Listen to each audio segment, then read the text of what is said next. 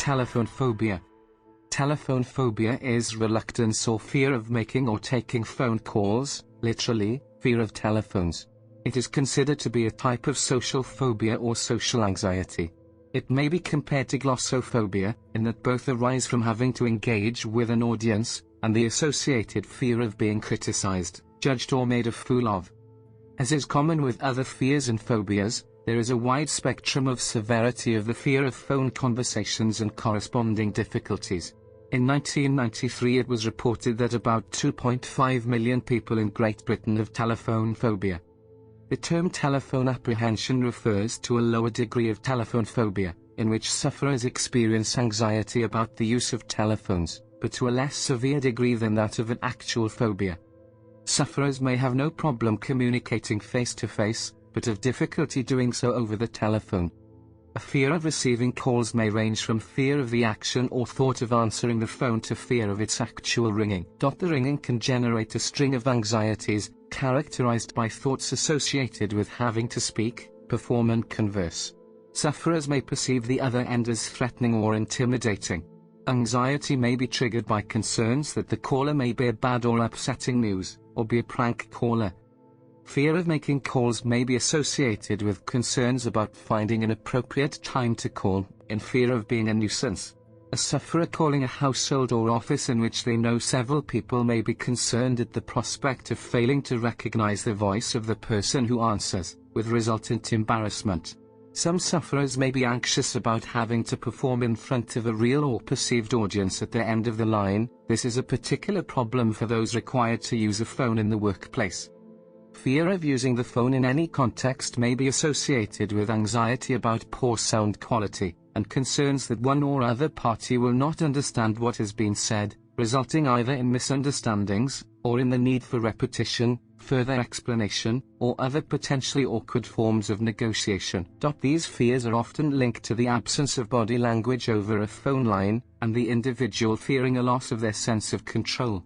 Sufferers typically report fear that they might fail to respond appropriately in the conversation, or find themselves with nothing to say, leading to embarrassing silence, stammering, or stuttering. Past experiences, such as receiving traumatic news, or enduring an unpleasant and angry call, may also play a part in creating fear. A variety of symptoms can be seen in someone suffering from telephone phobia, many of which are shared with anxiety. These symptoms may include nervous stomach, sweaty palms, rapid heartbeat, shortness of breath, nausea, dry mouth and trembling. The sufferer may experience feelings of panic, terror and dread. Resulting panic attacks can include hyperventilation and stress. These negative and agitating symptoms can be produced by both the thought of making and receiving calls and the action of doing so. The telephone is important for both contacting others and accessing important and useful services. As a result, this phobia causes a great deal of stress and impacts people's personal lives, work lives and social lives. Sufferers avoid many activities, such as scheduling events or clarifying information. Strain is created in the workplace because use of phones may play a crucial role within a career. Coping strategies may consist of planning the conversation ahead of time and rehearsing, writing or noting down what needs to be said. Anxiety may be lessened by having privacy in which to make a call, so that the sufferer need not be concerned about the conversation being overheard. Associated avoidance behavior may include asking others to take phone calls and exclusively using answering machines.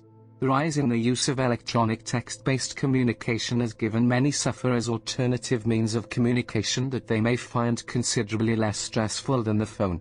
However, some individuals experience text phobia, a fear or anxiety of texting or messaging, and also avoid those forms of communication.